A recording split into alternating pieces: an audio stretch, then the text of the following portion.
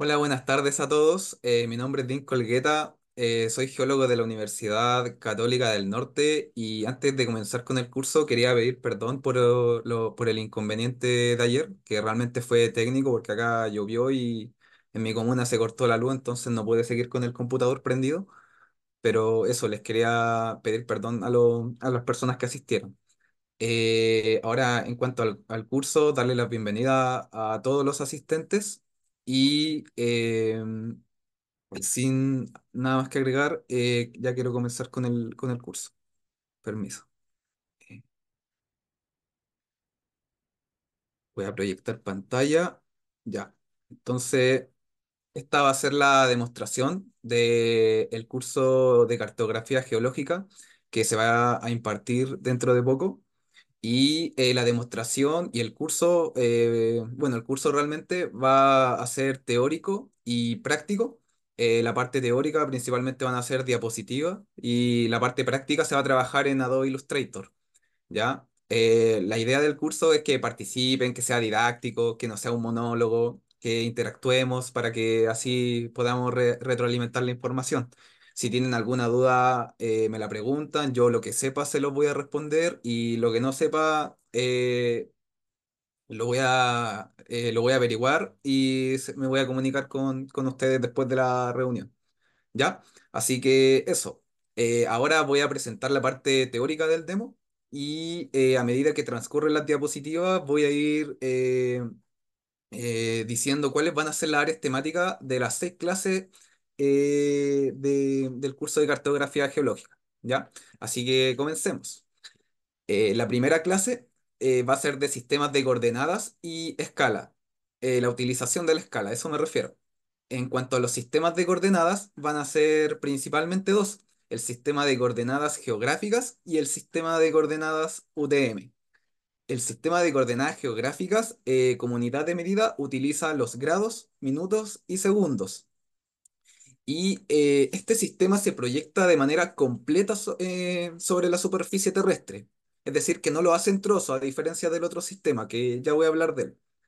El origen de este sistema corresponde al punto definido por la intersección entre el meridiano de Greenwich y la línea del Ecuador. Y por convención, se asume que las coordenadas que estén hacia el norte y hacia el este de este punto se le atribuye un signo positivo.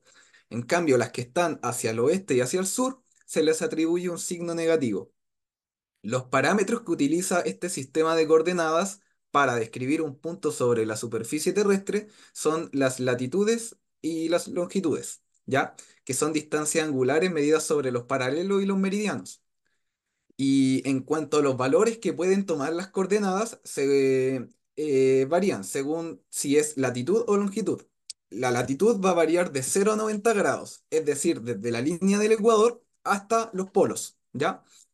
Esa es la dirección norte-sur. Y la longitud va a variar desde 0 a 180, o sea, desde el meridiano de Greenwich hasta el extremo opuesto de la esfera terrestre, hasta la antípoda, ¿ya? Y va a ser de 0 a 180, como dije. Ahora, en cuanto al sistema de coordenadas UTM, va a ser en metro, perdón, la unidad de medida es metros, y representa la esfera terrestre en trozos, ¿ya? Y estos trozos están integrados de distintos usos o bandas, ¿ya? Y a lo largo de estos trozos nosotros vamos a definir un sistema de referencia X e Y, cuyo origen es la intersección entre la línea del Ecuador y el meridiano central de ese trozo o zona, y el intervalo para esa zona va a ser de 0 a 9, para el eje X, de 0 a 999.999 metros. Eso es en la este-oeste y varía desde 0 en el extremo oeste del meridiano, perdón, de la zona, hasta 999.999 en el extremo este de la zona. Y en la norte-sur, en el eje Y, varía, como había dicho anteriormente, entre estos valores, siendo el extremo inferior, perdón, desde el extremo inferior de la zona hasta la línea del Ecuador, de 0 a ese valor que está ahí, 9.999.999, y desde el centro hacia el extremo superior de la zona, de nuevo los mismos valores. ¿Ya? Ahora, el tema de la escala. ¿Qué es la escala? La escala es una relación entre las longitudes en el mapa y en la realidad física. Hay dos tipos de escalas. La gráfica, que por lo general se representan mediante una barra, cuya longitud en centímetros representa los metros indicados en el mapa, y la numérica, ¿ya? Que va de 1 a 100.000.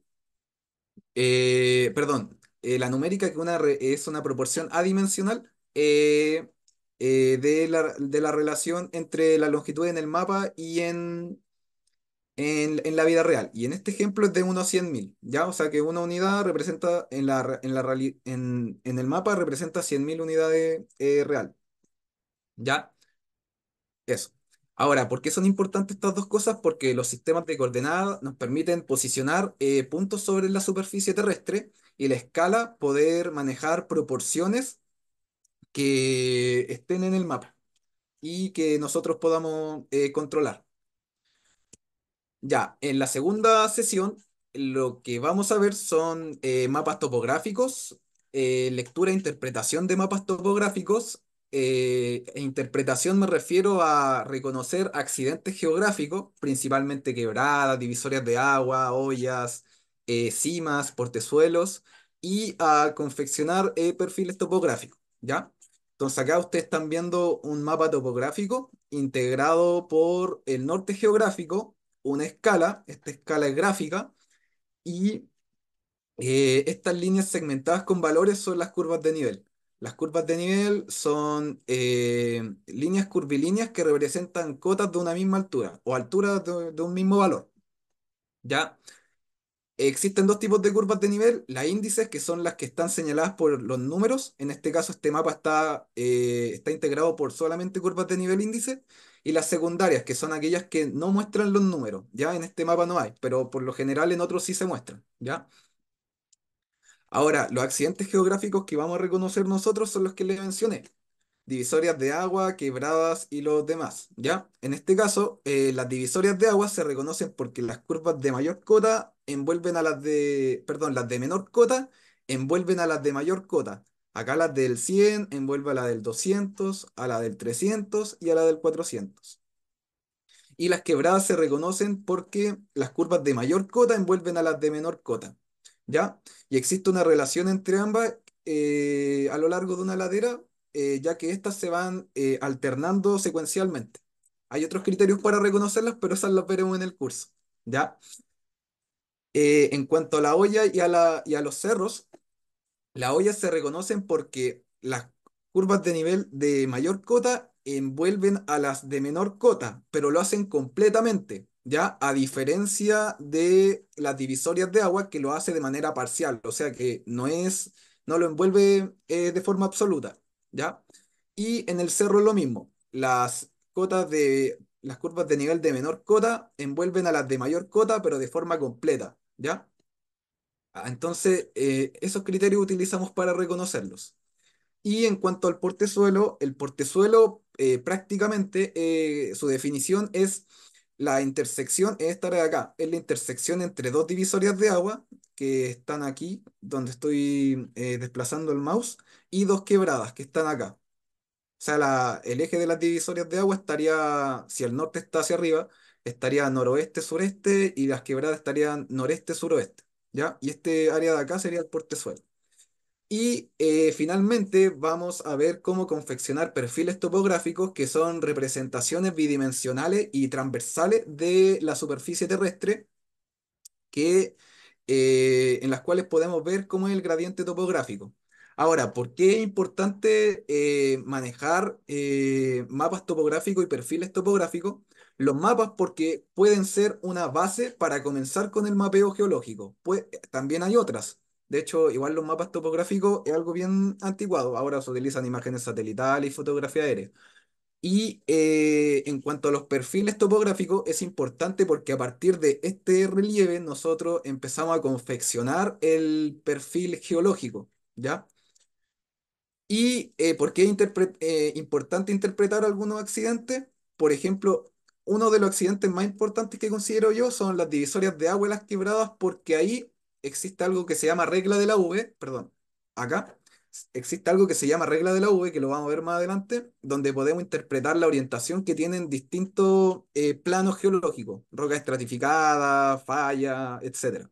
O sea, planos de estratificación, planos de falla, etcétera. ¿Ya? Para ser ahí bien técnico. Ya, en la tercera clase lo que vamos a ver es el concepto de actitud. Ya, el concepto de actitud alude a la orientación que tienen en el espacio planos y líneas, ¿ya? Planos y líneas geológicas. Con planos me refiero a, como dije anteriormente, planos de estratificación, planos de falla, paredes de dique, paredes de veta, estructuras que representen discontinuidades estratigráficas como disconformidades, paraconformidades, discordancias angulares. ¿Ya? Hay hartos ejemplos de plano. De línea hay menos. Yo los que conozco son estrellas de falla, estrellas glaciares y algunas estructuras sedimentarias erosionales. ¿Ya? Ahora, esta orientación que nosotros le vamos a atribuir a los planos y líneas geológicas, la actitud se hace mediante una brújula. Con una brújula nosotros sacamos los datos en terreno y podemos definir una orientación para los planos y líneas. Pero ¿cómo definimos esa orientación? Eso es lo que vamos a ver en esta parte del curso. Entonces, en esta parte vamos a ver lo que es la actitud. La actitud, como dije, es la orientación en el espacio que tienen los planos y las líneas, ¿ya? Para los planos se utilizan dos parámetros, que son el rumbo y el manteo, ¿ya? El rumbo es un ángulo contenido en un plano horizontal entre el norte geográfico y una línea, que es esta roja, que resulta de la intersección de mi plano geológico inclinado y un plano horizontal. Ese es el rumbo. Y también tenemos el manteo, ¿ya? El manteo es un ángulo contenido en un plano vertical entre la línea de máxima pendiente de mi plano geológico y la proyección horizontal de esa línea de máxima pendiente, que sería la dirección del manteo. ¿Ya? Ojo que dirección del manteo y manteo son conceptos distintos. Ahora, si recapitulamos de nuevo esto, fíjense que el rumbo orienta el plano en la horizontal y el manteo orienta el plano en la vertical. O sea, el rumbo ve su posición con respecto al norte y el manteo ve cómo se inclina ese plano geológico. ¿Ya? Ahora, un plano geológico no siempre lo vamos a poder visualizar en una dirección perpendicular al rumbo. ¿Ya? ¿Y a qué me refiero con esto? Que cuando uno lo visualiza un plano geológico en una dirección perpendicular al rumbo, visualiza sus características reales, principalmente su inclinación. Por lo general, los afloramientos exponen secciones oblicuas al rumbo del plano geológico. Por lo tanto, a partir de eso nace el concepto de manteo aparente. ¿Ya? Entonces, ¿cuál es la diferencia entre el manteo real y el manteo aparente? Que el manteo real siempre se va a medir en una dirección perpendicular al rumbo. Es decir, esta línea azul es perpendicular a la línea de rumbo. Y el manteo aparente se va a medir en una dirección oblicua a la línea de rumbo, ¿ya? Y la relación entre el manteo real y el manteo aparente es que el manteo aparente siempre, siempre, siempre, siempre, siempre, siempre es menor al manteo real, ¿ya? Entonces, estos son los parámetros que nosotros podemos utilizar para describir la orientación de un plano geológico. Ahora, en cuanto a líneas, se utilizan dos parámetros que son la dirección de buzamiento y el buzamiento, ¿ya?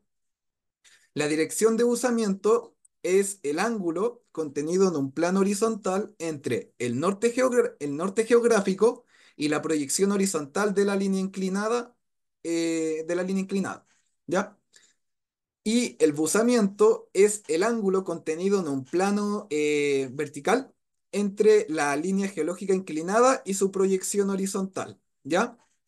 Entonces, acá la dirección de buzamiento es similar, no igual al rumbo, porque orienta a la línea con respecto al norte geográfico, en la horizontal.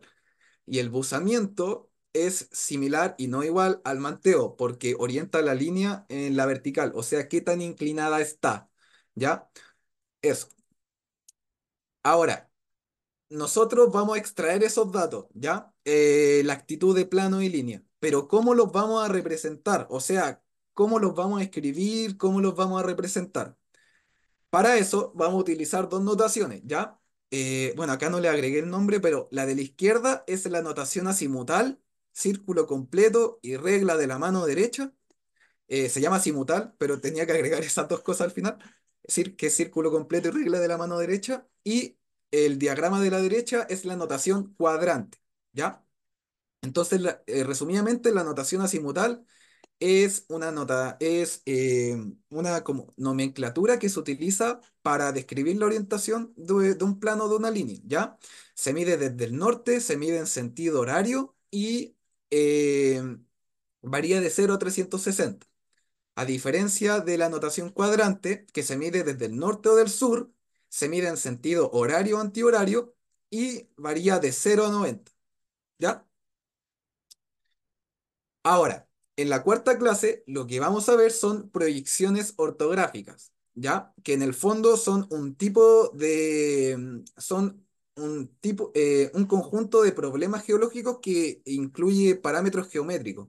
Es decir, que vamos a poder determinar distintos elementos de planos y líneas como rumbo, manteo real, manteo aparente y espesor a partir de construcciones geométricas que hagamos en un mapa, ¿ya? Ahora, ¿por qué es importante las proyecciones ortográficas? Porque como dije anteriormente, podríamos determinar el manteo real a partir de un manteo aparente, podríamos determinar el espesor de una unidad en un mapa geológico. Entonces nos sirven distintas cosas, ¿ya? Y bueno, los problemas que están acá son resumidamente los que visualizaremos en el curso, ¿ya? Que es obtener la profundidad de intersección de una capa a partir de su actitud y una distancia horizontal, que una analogía podría ser un sondaje, por ejemplo, que se realiza a cierta distancia de una capa y ver a qué altura lo intersecta. La determinación del manteo real de un plano a partir del rumbo y el manteo aparente en una sección o dirección determinada. Es decir, que yo, por ejemplo, estoy en terreno, mido un plano de falla, mido su rumbo, pero mido su manteo en una sección que no es perpendicular al rumbo. Por lo tanto, eh, tendré un manteo aparente. Entonces yo mediante este método podría reconstruir de alguna forma el manteo real y determinar la actitud de un plano a partir de la actitud de dos lineamientos contenidos en él, ¿ya? Por ejemplo, dos estrías que estén en un plano de falla, pero yo por algún motivo no puedo medir el plano de falla, pero sí puedo medir la estría. Entonces, con la actitud de las estrías podría reconstruir la actitud del plano de falla. Y finalmente, cómo determinar la actitud de un plano geológico a partir de la posición de tres puntos que estén en él. O sea, yo conociendo tres puntos que estén sobre el plano geológico, por ejemplo, en un plano de estratificación, conociendo tres puntos que estén sobre él y las alturas de esos tres puntos, yo puedo reconstruir el rumbo y el manteo del plano, ¿ya? Ahora, en la clase 5 lo que veremos son los mapas geológicos, ¿ya? En cuanto a los mapas geológicos, lo que veremos es diseño de afloramiento, visualización de rocas estratificadas, no estratificadas, fallas, pliegues, estructuras que representen discontinuidad estratigráfica, y eso principalmente, ¿ya? Entonces, esta imagen que está acá, si bien está un poco saturada de texto, yo quiero que se fijen en cuatro cosas. Lo primero es este bloque tridimensional que representa una porción de la corteza terrestre, ¿ya? Entonces, esa es la primera cosa en la que se deben fijar. Las otras tres cosas son este plano que está encima del bloque, que es un mapa geológico que representa la geología del bloque, y eso es lo segundo. Lo tercero es este perfil geológico que está acá, que está encima del mapa y que representa una sección transversal de la geología del bloque. Y lo cuarto es esta columna estratigráfica, que muestra la sucesión de rocas estratificadas que existen en el área. Entonces, lo que quiero decir a partir de estas cuatro cosas es que a partir de un mapa geológico diseñado en un área concreta, nosotros podemos diseñar perfiles geológicos para obtener una perspectiva transversal y columnas estratigráficas para ver el orden secuencial en el cual se fueron depositando las distintas rocas estratificadas. Bueno, igual a veces se le agregan plutones y cosas así, ¿ya? Pero principalmente lo de rocas estratificadas. Entonces, eso. Ahora, vamos a ver un par de cosas en cuanto a la visualización de rocas estratificadas, pero bien corto, ¿ya? En cuanto a la visualización de rocas estratificadas, acá tenemos en la imagen izquierda, tenemos un cerro que está integrado por tres capas, A, B y C. Las capas se ven horizontales. Ahora, ¿cómo se verían esas capas en un mapa geológico? Las capas, fíjense que se distribuirían siguiendo las curvas de nivel, ¿ya? Y tienen una geometría concéntrica a las curvas, ¿ya? O sea que siguen su geometría, ¿ya? Y en ningún momento cortan a las curvas de nivel, o sea que las siguen. Entonces así se visualizarían estratos horizontales, ¿ya? Ahora, en cuanto... Ah, ya. Ahora, en cuanto a capas inclinadas, acá tenemos el modelo de la cima de un cerro que está integrado por tres capas inclinadas, ¿ya? Inclinadas hacia la izquierda, y en un mapa se verían de esta forma. Son tres franjas curvas que cortan las curvas de nivel, ¿ya? Y acá quiero comentar algo breve sobre la regla de la V, ¿ya? La regla de la V es un método que permite determinar la orientación de capas en quebradas y divisorias de agua, ¿ya? En quebradas, lo que hay que fijarse es hacia dónde está como la concavidad de las capas. En este caso está hacia la derecha. Entonces, si esto fuera una quebrada, las capas estarían manteando a la derecha. Pero en divisorias de agua, o sea, no en divisorias de agua, perdón, en cimas, lo que se debe ver es lo contrario. O sea, si la concavidad de las capas está hacia la derecha, es porque las capas están inclinadas hacia la izquierda, ¿ya? Y eso sirve para saber cuál es la base y el techo de una capa y también saber el orden cronológico relativo entre ellas, ¿ya? Y finalmente la visualización de rocas verticales, que acá tenemos el modelo normal de la cumbre, que está integrado por tres capas, A, B y C, y en un mapa se vería de esta forma, o sea, tres franjas rectas que cortan a las curvas de nivel, a diferencia de las inclinadas que no eran rectas, eran curvilíneas, ¿ya? Ahora, otras cosas que vamos a ver en esta clase del curso, de la clase 5 es algo similar a las proyecciones ortográficas, pero no lo quise incluir ahí, lo quise incluir en esta parte, que es el cálculo del rumbo, del manteo y del espesor en un mapa geológico, ¿ya? Lo voy a explicar bien breve. Bueno, acá tenemos una imagen que explica cómo se calcularía el rumbo. Acá tenemos una traza de un plano geológico. Esta es una vista en planta. Acá tenemos la traza de un mapa de un plano geológico que puede ser un plano de falla. Y lo que yo debo hacer para calcular el rumbo es buscar dos curvas de nivel, por ejemplo, la del 800 y la del 900 que me intersecten individualmente dos veces al plano geológico, ¿ya? O sea, yo acá tengo mi traza verde, que es mi plano de falla, y en este punto, y en este punto yo veo que la curva de nivel del 900 me lo intersecta dos veces. Entonces trazo una línea recta.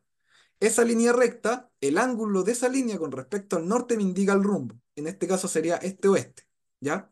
Ahora también lo puedo hacer para otra cota, que es 800 y 700. Anteriormente dije que se necesitaban dos curvas de nivel que intersectaran individualmente. No, era una solamente, ¿ya? Me equivoqué. Dos se necesitan para calcular el manteo, que eso ya lo vamos a ver. Entonces, en este caso sería este o este el rumbo del plano geológico. Y si se dan cuenta, estas líneas de rumbo, las cotas de estas líneas de rumbo disminuyen hacia el sur. Por lo tanto, el plano geológico estaría manteando hacia el sur. ¿Ya?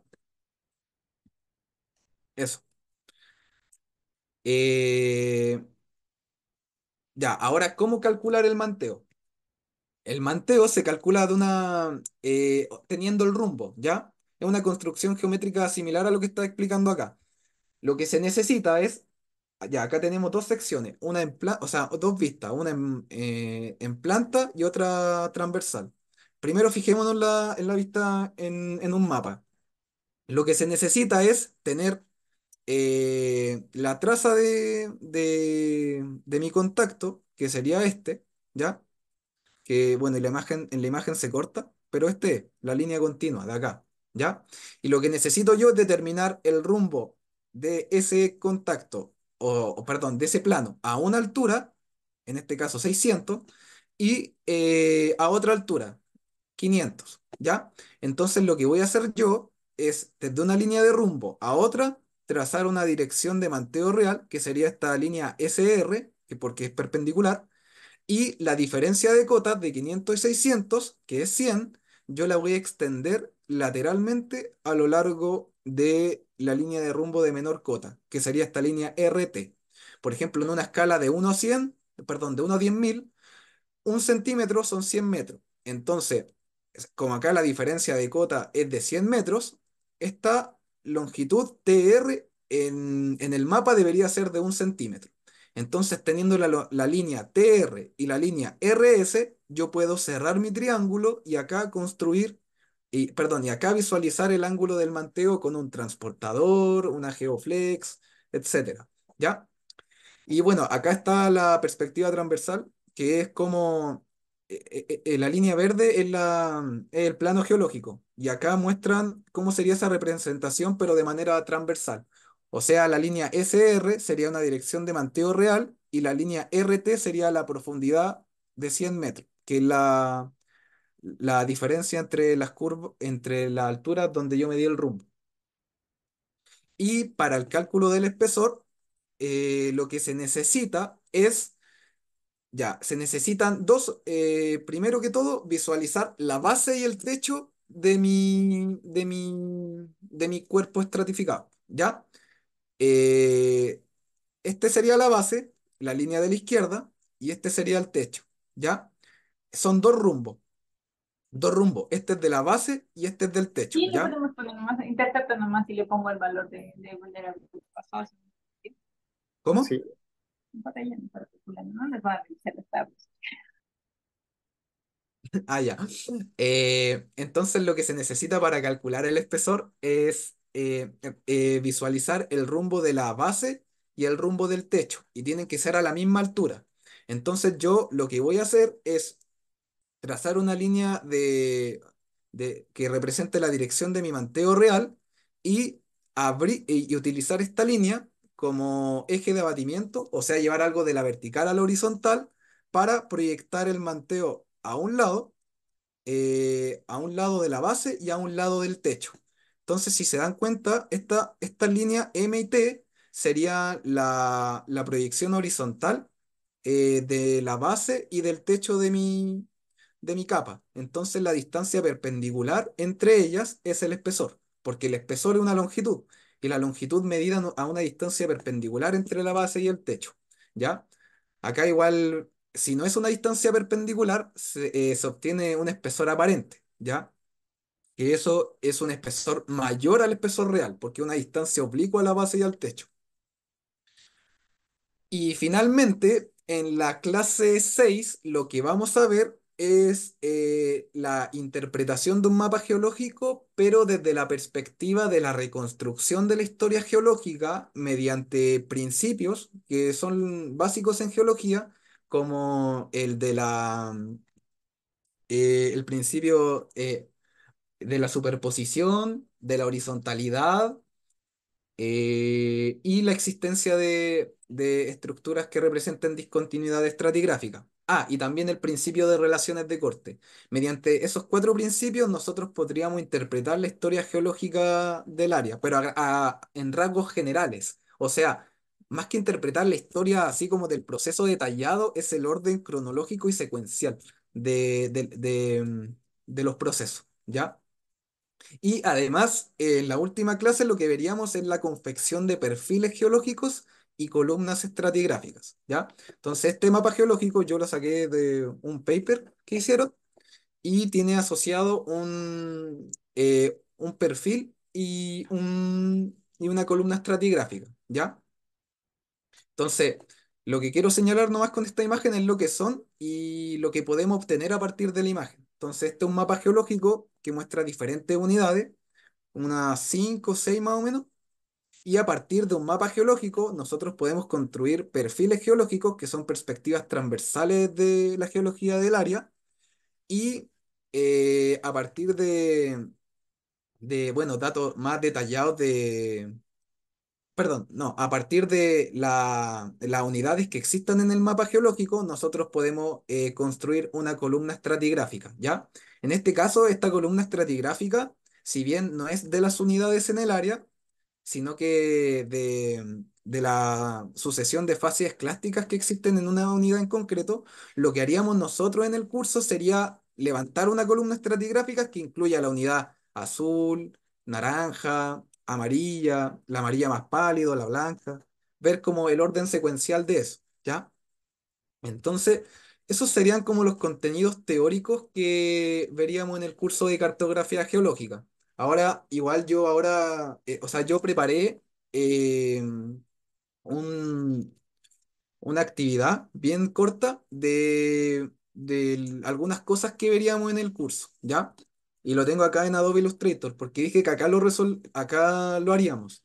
Pero igual si ustedes tienen papel o lápiz, lo pueden hacer sin ningún inconveniente, ¿ya? Entonces intenté poner como cosas bien generales de cada clase y ver cómo se resuelven, ¿ya? Entonces, estos serían los ejercicios que nos dice en el mapa geológico adjunto, este mapa de acá, que es bien ilustrativo, lo saqué de un libro, determinar diferentes cosas. La primera cosa que hay que determinar es la posición de dos puntos. Acá aplicamos los conceptos de sistemas de coordenadas, ¿ya? Entonces, estos son los puntos que tenemos que determinar, ¿ya? Voy a escribir algunas cosas para que lo vayamos haciendo. Permiso, déjenme. Ya.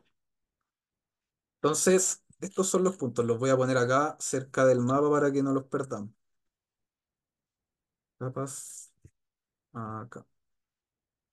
Ya, esos son los puntos. Entonces, cuando tengan que determinar la posición de puntos en un mapa geológico, yo lo que les sugiero es primero ver la grilla del mapa. ¿Por qué ver la grilla del mapa? Porque en la grilla, en el costado vertical y horizontal, nos aparecen los valores de los sistemas de coordenadas, en este caso UTM. Entonces, viendo los valores, nosotros nos podemos hacer una idea de en qué cuadrángulo está el punto que estamos buscando, ¿ya?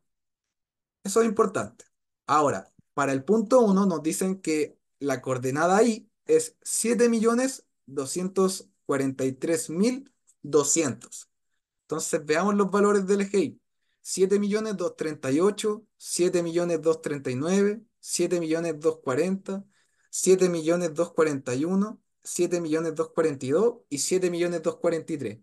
Entonces yo sé que como esto va aumentando siempre de sur a norte, yo sé que arriba del 7.243.000 va a estar mi valor I de mi punto uno, ¿ya? Entonces, eso es lo primero. Acá, hacia arriba, estaría el primer valor, ¿ya? Y lo segundo sería ver el eje X. Es 373.800. Y el 373.800 está acá. Ese de ahí, ¿ya? Entonces yo sé que entre el 373.000 y el 374.000, en este rango está el 373.800. Entonces, entre esta línea vertical de la grilla y esta línea vertical está nuestro punto. O sea que nuestro punto puede estar en este cuadrángulo. Eso es lo primero que yo les sugiero que vean, ¿ya? Para ver por dónde puede estar el punto.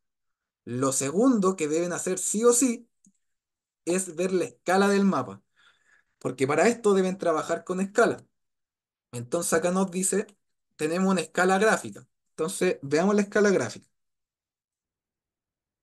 Bueno, la escala gráfica nos dice que 2,5 centímetros son 1.000 metros, ¿ya? Entonces, yo ya sé que en este cuadrángulo, en este de acá, lo voy a rayar, en este de acá va a estar mi punto, ¿ya?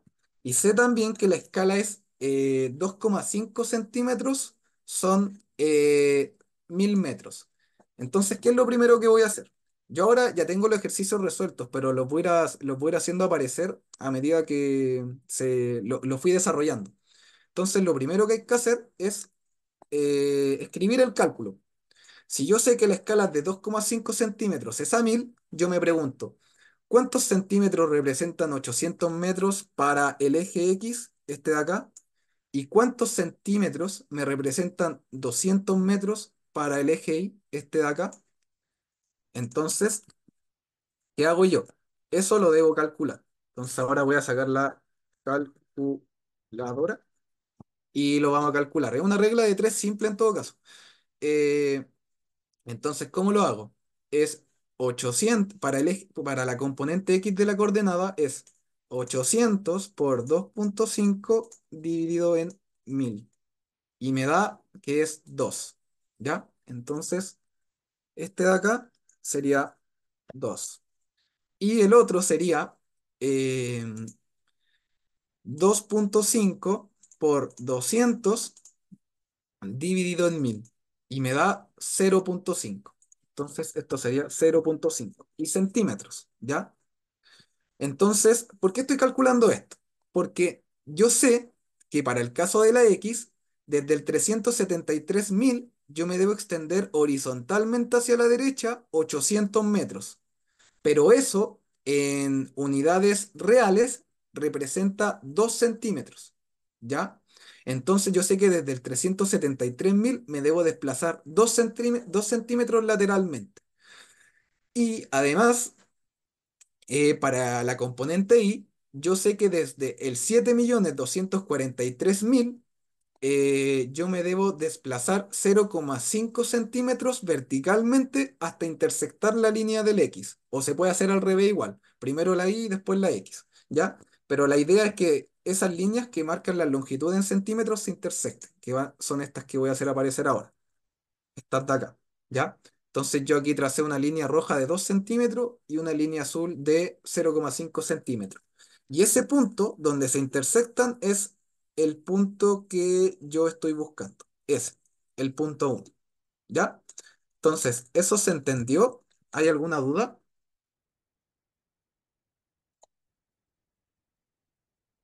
Ah, mira, yo desconozco cómo manejar AutoCAD. Una persona me preguntó hace 6 minutos. Eh, pero no sé cómo manejarlo, pero creo que igual se puede, porque he visto que manejan con sistemas, que manejan con proyecciones cartográficas, sistemas de coordenadas, y creo que igual se puede hacer ahí. Pero yo al menos utilizo Adobe Illustrator. ¿Alguien tiene otra duda? Sí, sí, ningún problema. Tendrían que, miren, voy a dejar mi correo en el chat. A ver, voy a dejar mi correo en el chat y yo ahí, para el que lo quiera, me manda un correo y se lo mando, sin ningún problema. Link Orqueta 04, ya, ahí se lo mandé. Entonces, para el que quiera el mapa, me escribe un correo y yo le mando el PDF de esto y también si quiere de la presentación, ¿ya? Ahora, este es el punto uno, ¿ya? Vamos a hacer el punto 2. Para el punto 2 vamos a mover esto, las coordenadas, para visualizarlas. Tenemos estos valores que son 7.238.300 en el X, perdón, en el Y, ¿ya? Entonces busquemos dónde está eso, en qué cuadrángulo, ¿ya? Entonces, si lo vemos, está en el primer valor de abajo hacia arriba, en este de acá, ¿ya? Entonces yo sé que el 7 millones, eh, perdón, no era ese. Ah, sí, sí, era ese, el de ahí. 7.238.000 es este de acá. Eh, 7.238.000. Sí, creo que. Ah, sí, esta línea de acá. ¿Ya? Entonces yo sé que de aquí hasta esta otra línea, en ese intervalo, va a estar mi valor I. ¿ya? Porque no me puedo exceder de 7.239.000 porque yo sé que el valor que estoy buscando es 7.238.300, ¿ya? O sea que arriba del 238 yo tengo que sumarle 300, ¿ya? Eso es lo que debo hacer. Ya, y ya sabemos que está en esta zona nuestro punto, ¿ya? Que lo vamos a extender para acá. Y ahora tengo que buscar la componente en el eje X, ¿ya? En el eje X es 367.100, ¿ya? Y acá está el 366.367. Entonces yo entre el 67 y el 68 sé que está el 67.100, ¿ya? Entonces estaría acá. Y en este cuadrángulo sería donde están nuestras coordenadas, ¿ya? Eso es lo primero, visualizar dónde está. Eh, lo otro es ahora calcular exactamente dónde están. Capas. Ya, entonces para eso vamos a visualizar el cálculo. Yo acá ya lo tengo calculado. Utilizamos la misma escala y lo que hacemos es preguntarnos. Si yo sé que 2,5 centímetros son 1.000 metros, ¿cuántos centímetros son 100 metros? ¿Y por qué 100 metros? Porque en la componente X, desde el 367.000, que es el valor en mi grilla, acá, yo me tengo que desplazar lateralmente 100 metros, ¿ya? Y según la escala me da este valor. Y lo mismo para la componente I2, que es 7.238.300. O sea que yo sé que a partir del 7.238.000 tengo que desplazarme 300 metros verticalmente, ¿ya? De abajo hacia arriba.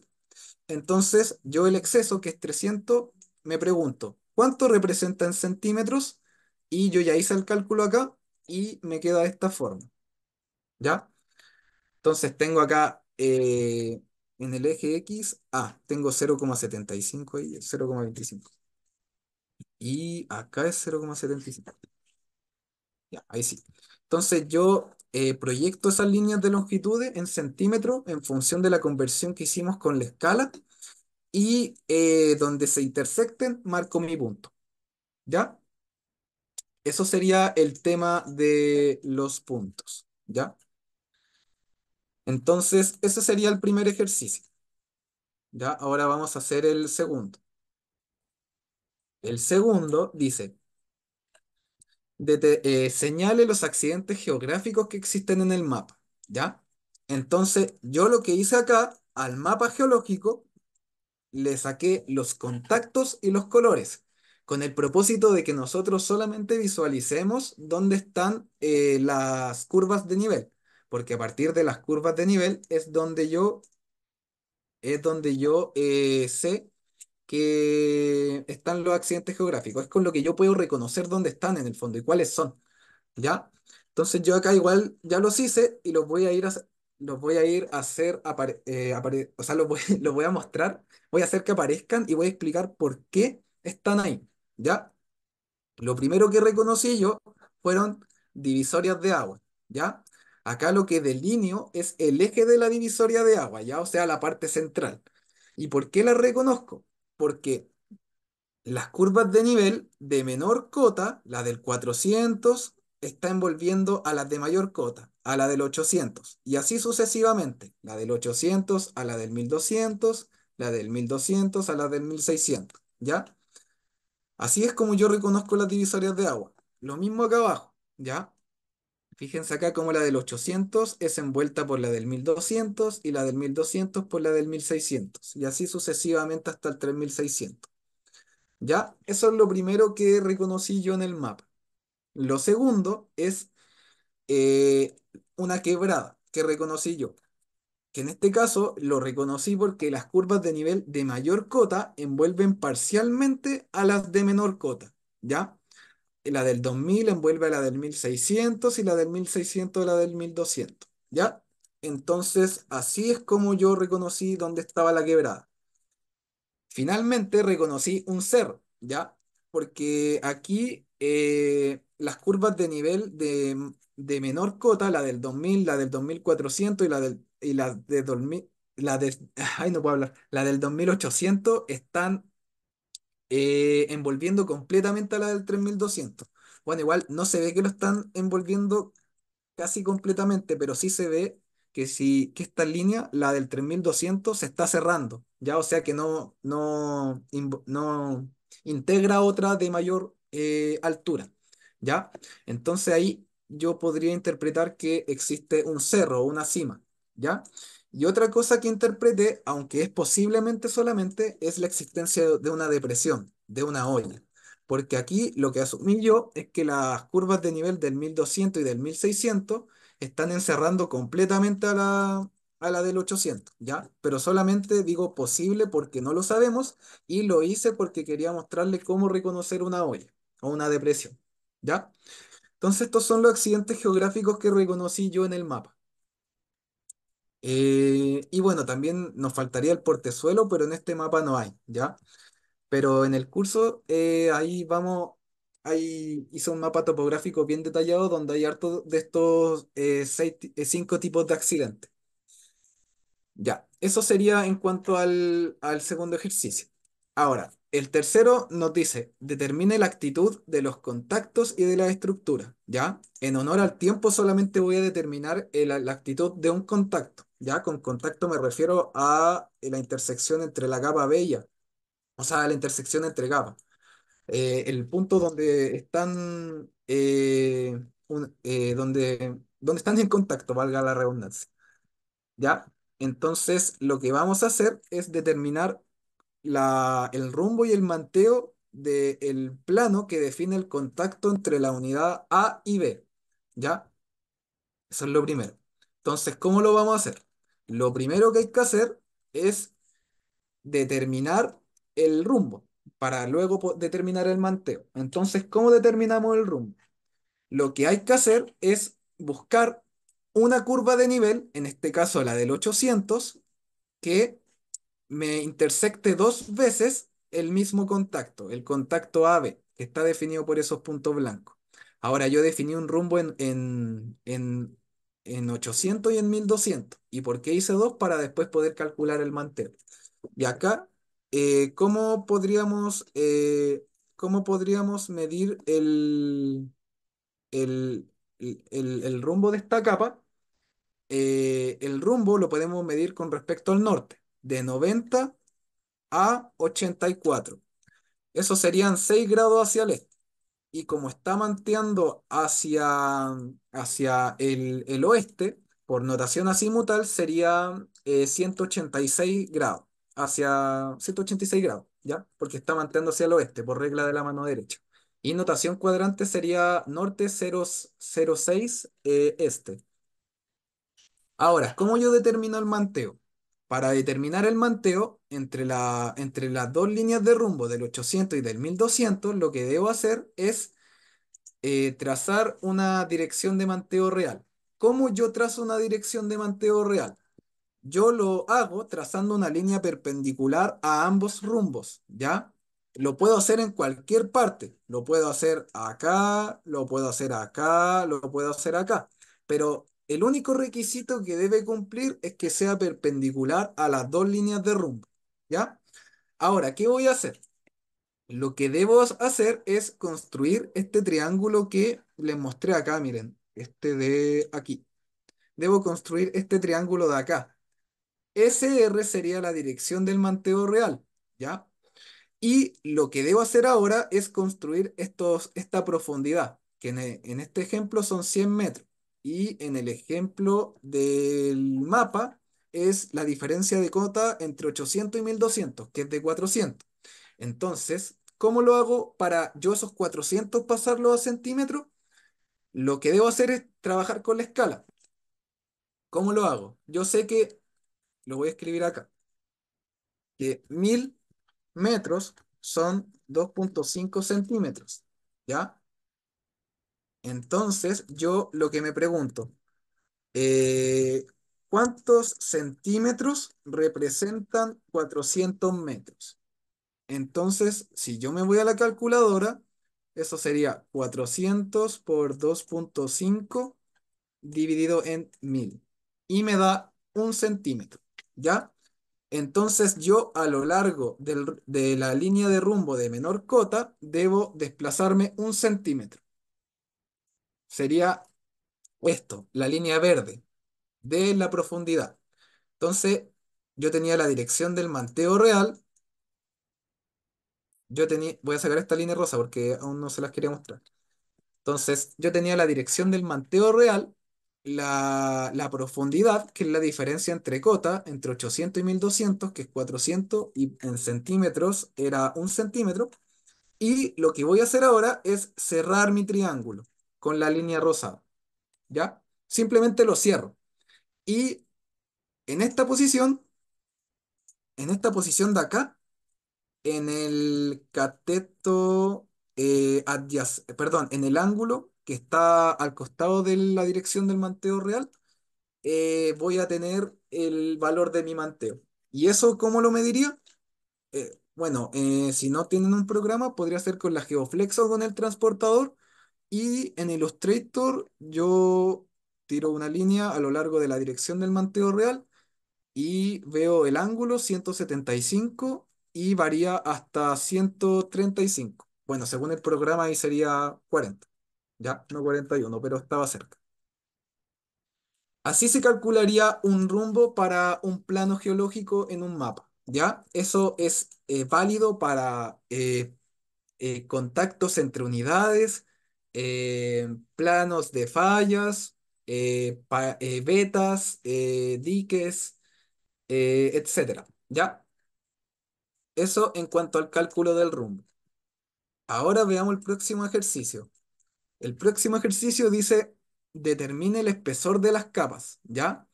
Hay algo que quiero decir en cuanto a esto, ¿ya? Voy a utilizar la presentación para referirme a esto.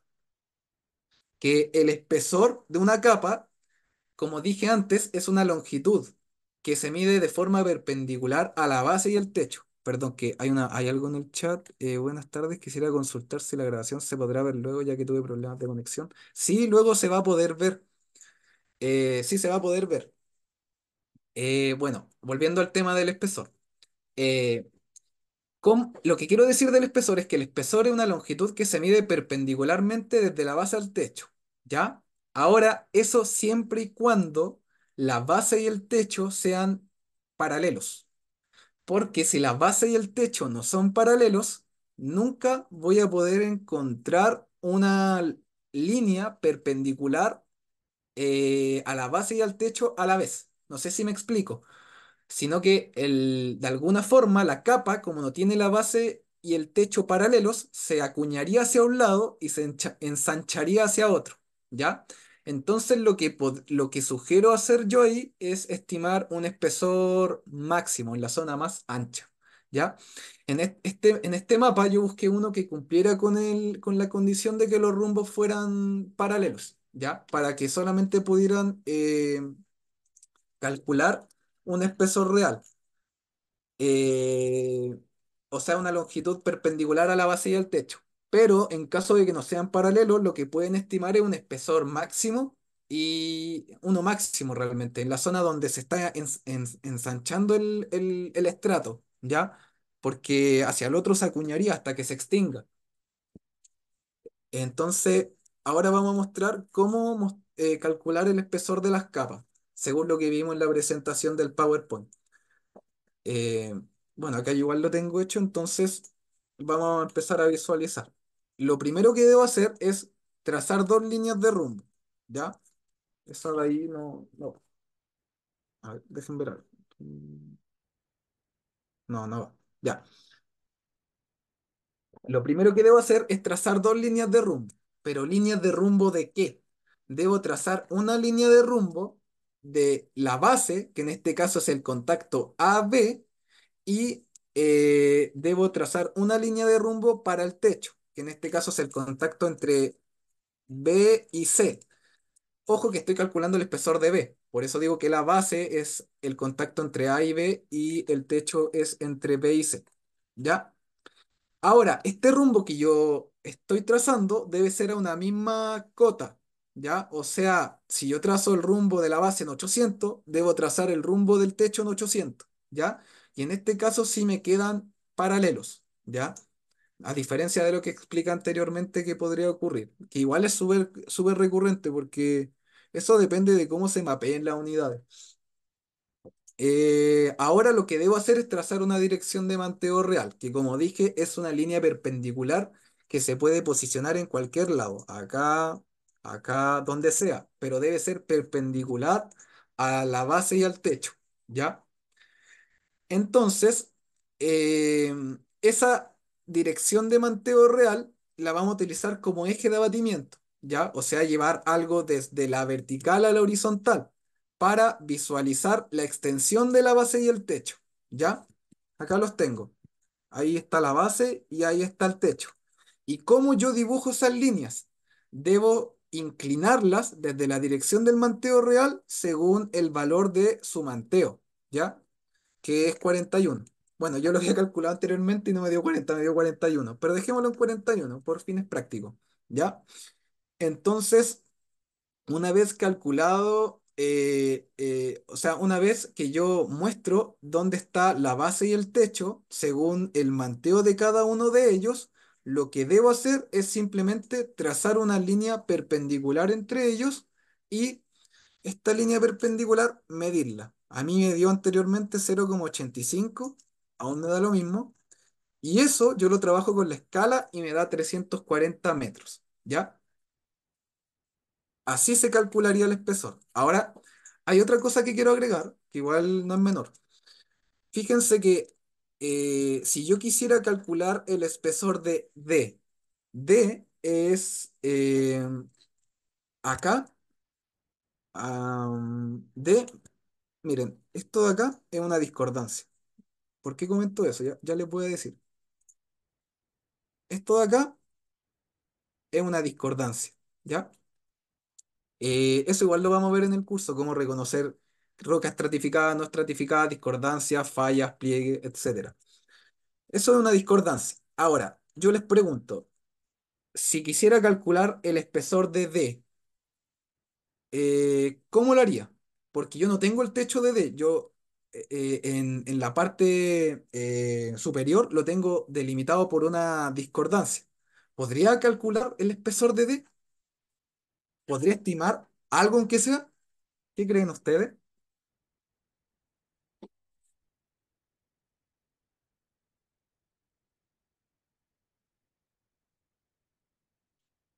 ¿O alguien? Ah, voy a ver el chat. Sí, y Rolando, ¿cómo crees tú que lo podrías calcular?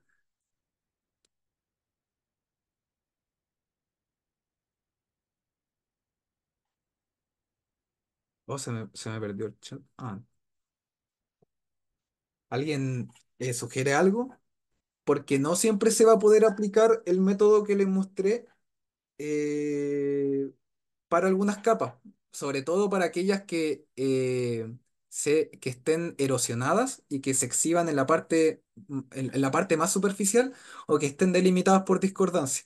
Por ejemplo, acá D, como les dije, por un lado está delimitado por una discordancia acá y acá se está exponiendo en superficie, ¿ya? O sea, todo este cuerpo de acá, el que voy a encerrar ahora. Todo este cuerpo de acá se está exponiendo en superficie. Entonces, ¿cómo creen ustedes que podríamos calcular o estimar de alguna forma el espesor? No importa si es real o aparente, al menos tener una idea de cuánto es. ¿Alguien?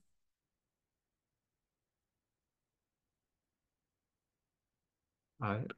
Mm,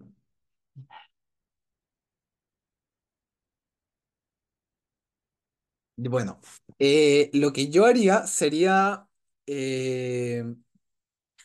primero saber dónde está el rumbo. Miren, primero saber dónde está el rumbo. ¿Ya? Mm, a ver,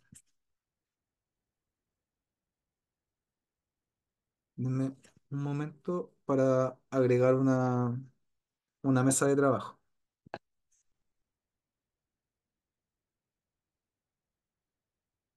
a hacer bien grande, ¿ya? Para que no nos falte espacio. Entonces, aquí tenemos el mapa. Entonces, lo primero que yo haría para D sería ver dónde está el rumbo, ¿ya? Y ya les voy a explicar por qué el mapa está girado. Entonces, lo que yo debería hacer para calcular el espesor en una zona donde donde está delimitado en la parte superior por topografía o discordancia es construir un perfil geológico. Y en el perfil geológico determinar el espesor aparente que podamos medir de la capa, ¿ya? En este caso yo lo hice para D. Y lo que hice fue trazar una línea que me represente mi perfil geológico pequeño y la llevé a la horizontal. Por eso el mapa está girado, porque la línea azul hice que fuera horizontal. Por eso gira el mapa, ¿ya? Y lo otro que deben hacer es, bueno, construir el perfil geológico, que ya voy a explicar en el otro ejercicio cómo se hace. Pero en el fondo yo lo hice así, miren. Proyecté la topografía, proyecté los contactos y les di color para que no se confundieran. Entonces lo que hice yo fue medir esto. Es medir el espesor, lo más ancho de la capa, la parte más ancha de la capa en mi perfil geológico. Entonces ahí tengo una idea del espesor aparente, ¿ya? No del real, pero sí del aparente, ¿ya? Porque no sé dónde está el techo, por eso. No sé si llega hasta ahí o se extiende más allá. O sea, de hecho, ni siquiera sería un espesor aparente porque el espesor aparente siempre es mayor al real, sino que sería un espesor mínimo que puede tener la capa. ¿Ya? Eso. En cuanto al perfil geológico, ya voy a explicar cómo se hace. De hecho, ahora lo vamos a hacer. Y el ejercicio 5 y 6 me pide elaborar un perfil geológico desde el punto 1 a 2 que determinamos en el ejercicio 1 y confeccionar una columna estratigráfica de la geología del área. ¿Ya? Entonces lo vamos a hacer bien rápido para ya ir finalizando. Entonces, lo primero que vamos a hacer es el tema del perfil. Yo voy a hacer aparecer acá el mapa. El mapa lo tengo girado para, mm, para poder hacer el perfil. Déjenme ver dónde están los puntos. Es... ya.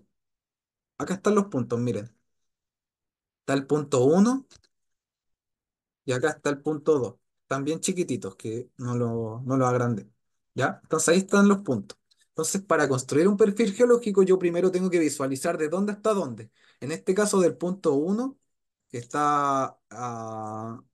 mm, está acá, y del punto 2 que está acá. ¿Ya?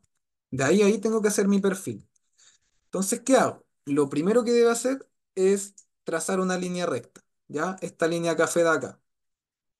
Y los extremos de esa línea café, bueno, esa línea café la tengo que poner horizontal, o sea, como girar la hoja de papel para mayor comodidad realmente. Y los extremos de esa línea café, proyectarlos verticalmente hacia donde tengamos espacio para dibujar nuestro perfil. ¿Ya? Porque esos van a ser los ejes que van a delimitar la extensión horizontal de nuestro perfil. Lo segundo es que sobre estos ejes yo voy a construir mis valores, ¿ya? ¿Cómo yo construyo estos valores? Fíjense que acá las curvas de nivel varían de 1200 a 1400 a 1600 y 2000. O sea que la distancia entre las curvas de nivel es de 400 metros. La equidistancia altimétrica es de 400 metros.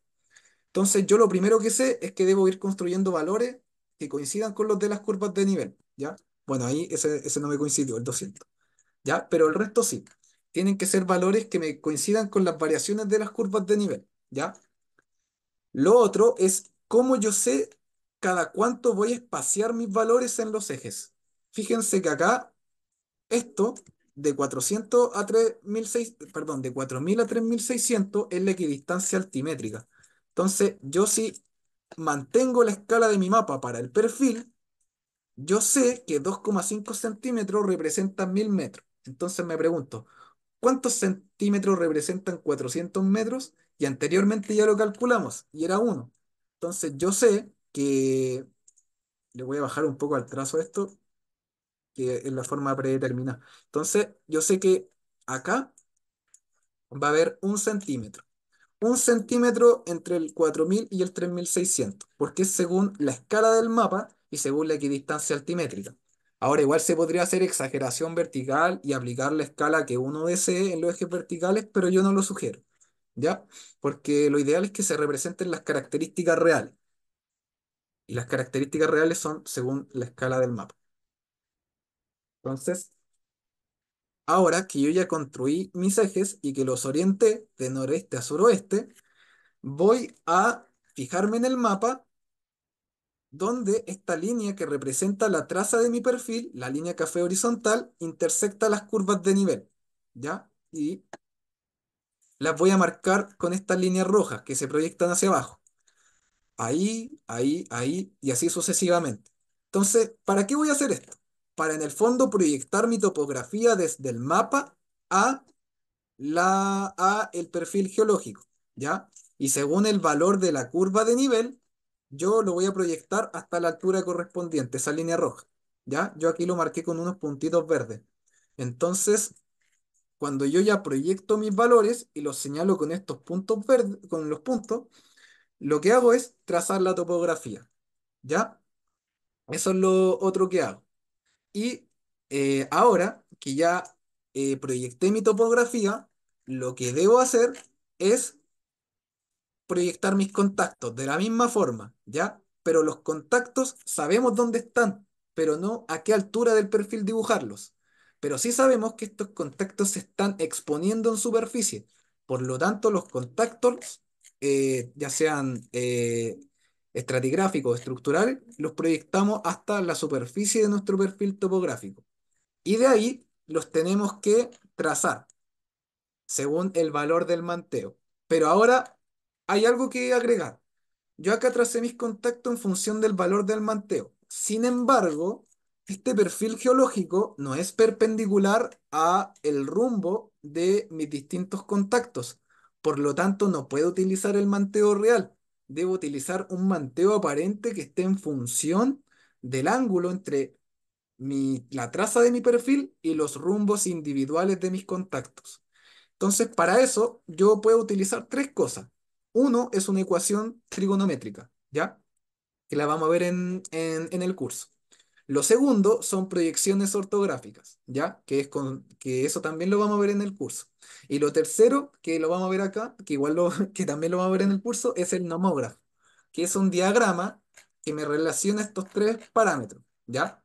El ángulo de izquierda a derecha, el manteo real, que es lo que ya tenemos porque lo calculamos anteriormente, o bueno, el manteo aparente, que es lo que estamos buscando, y el ángulo entre el rumbo y el perfil, la traza del perfil geológico, ¿ya? Entonces, ¿cómo se utiliza este diagrama? Se utiliza así.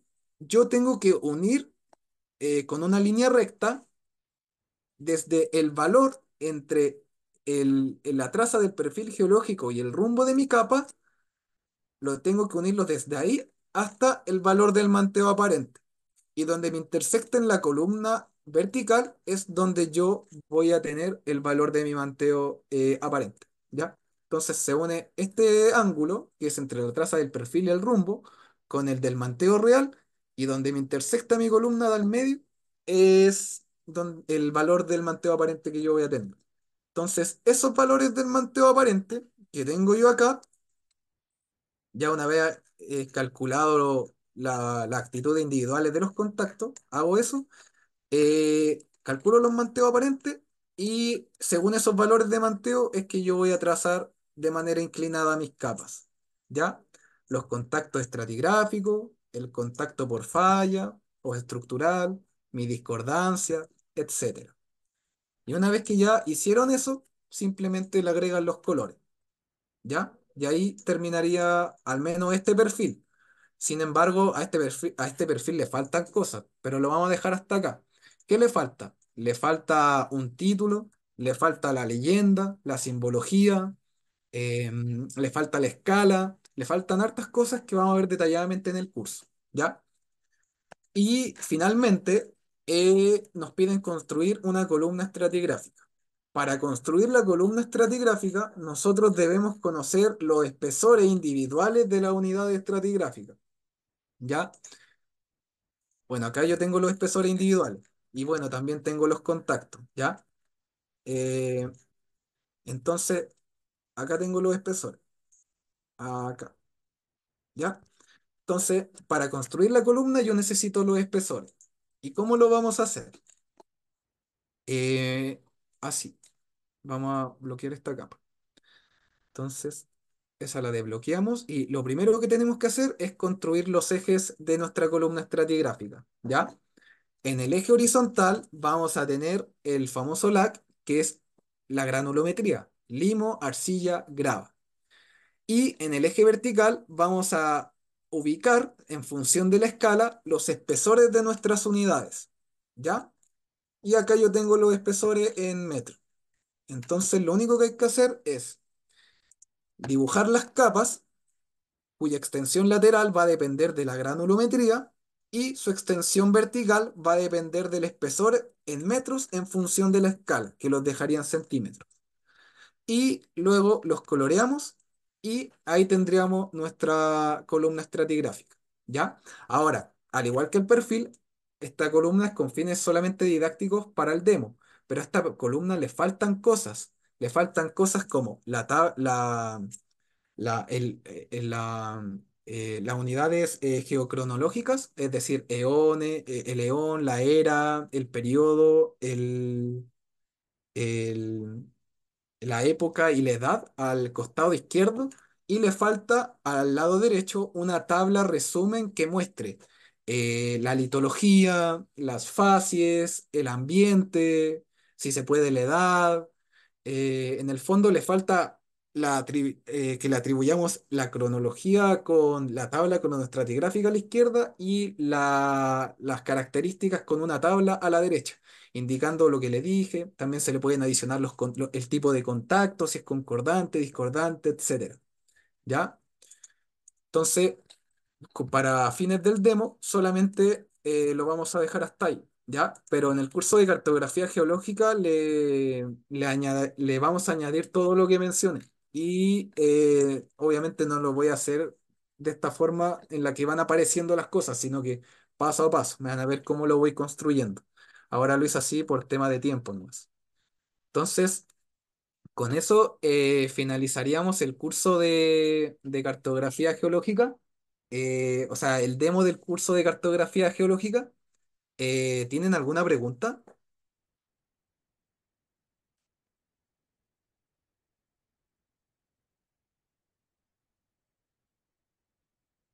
¿Alguien que quiera preguntar algo? ¿Que quiera opinar?